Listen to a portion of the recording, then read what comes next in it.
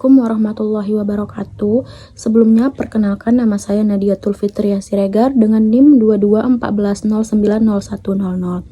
Tujuan saya membuat video ini adalah untuk menjelaskan tentang salah satu tokoh Minangkabau, yaitu Rusli Amran. Rusli Amran lahir pada tanggal 14 September 1922 di Kota Padang, Sumatera Barat. Ia menyelesaikan pendidikan S1-nya di Universitas Andalas Padang dan melanjutkan S2 dan S3-nya di Universitas Indonesia. Rusli Amran adalah seorang tokoh pendidikan dan penulis Indonesia yang terkenal dengan karyanya dalam bidang pendidikan dan pengembangan sumber daya manusia. Ayahnya bernama Amran Estera Joenda, merupakan seorang guru, dan ibunya bernama Hadja Rusni, merupakan ibu rumah tangga. Rusli Amran adalah anak keempat dari 5 bersaudara. Rusli Amran memulai karirnya sebagai seorang guru di SMA pada tahun 1971 sampai 1975 dan kemudian menjadi kepala sekolah di SMA Negeri 2 Padang pada tahun 1975 sampai 1980.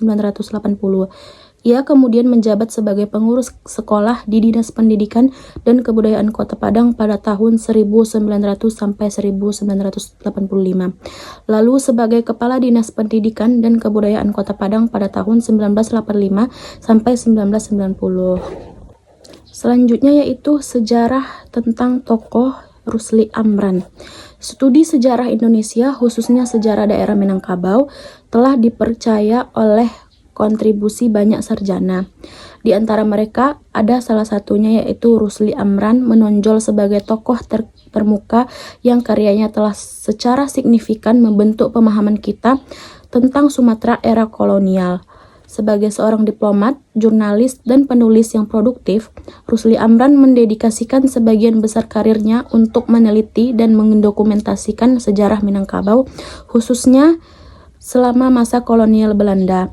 Penelitiannya yang cermat dan gaya penulisannya yang bagus dan menarik telah menjadikan karya-karyanya sebagai sumber yang sangat berharga bagi para sejarawan dan sarjana. Kontribusi Rusli Amran dalam pengembangan historiografi Indonesia sangat signifikan.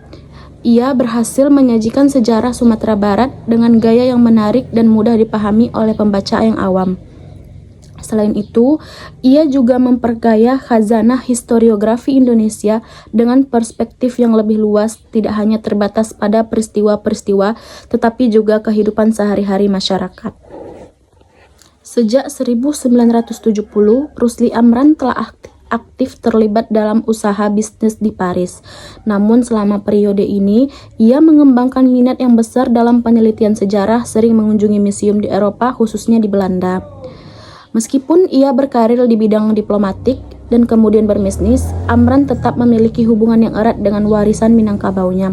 Ia terlibat dalam banyak diskusi tentang sejarah Padang dan tokoh-tokoh termuka seperti A.A. Nafis dan Basril Jabar, dan selalu melakukan percakapan tersebut dalam dialek Minangkabau yang fasih. Pada masa mudanya, Rusli Amran mendirikan surat kabar yang berjudul Berita Indonesia dan sempat menjadi wartawan sebelum akhirnya pensiun dari Departemen Luar Negeri Republik Indonesia. Hingga akhir hayatnya, ia telah menulis 5 buku tentang sejarah Sumatera Barat. Menurut Rusli Amran, masuknya VOC di Kota Padang meninggalkan kesan yang kurang baik seperti mengadu domba masyarakat Minangkabau. Buku pertama Amran yang berjudul Sumatera Barat hingga Plokat Panjang menuai pujian kritikus dan memberinya penghargaan bergengsi. Kesuksesan ini diikuti oleh buku ketiganya yang berjudul Padang Riwayat Dulu yang menyajikan sejarah Padang secara komprehensif. Kedua karya tersebut memberikan kontribusi signifikan terhadap pemahaman tentang perkembangan sejarah Minangkabau dan Padang. Pada tahun-tahun terakhirnya, Amran terus mendedikasikan dirinya untuk sering mengunjungi perpustakaan nasional dan arsip nasional. Ia juga senang menghabiskan waktu bersama keluarganya dan membimbing para cendekiawan untuk tertarik pada sejarah Minangkabau. Tetapi Amran meninggal dunia pada tahun 1996 setelah berjuang melawan kanker. Selanjutnya yaitu pemikiran-pemikiran Rusli Amran.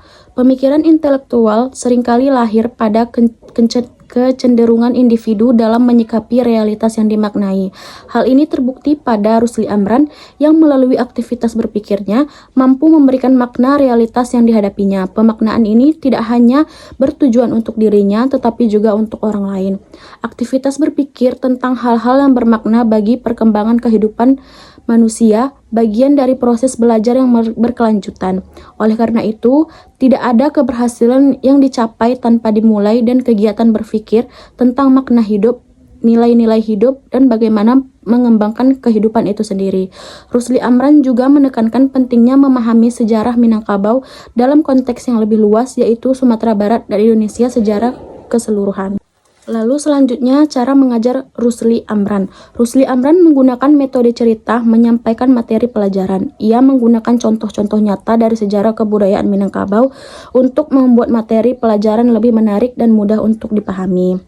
Selain itu, Rusli Amran juga menggunakan metode penelitian untuk mengajar. Ia mendorong siswa untuk melakukan penelitian tentang topik-topik yang sedang dibahas. Mungkin sekian dari saya. Wassalamualaikum warahmatullahi wabarakatuh.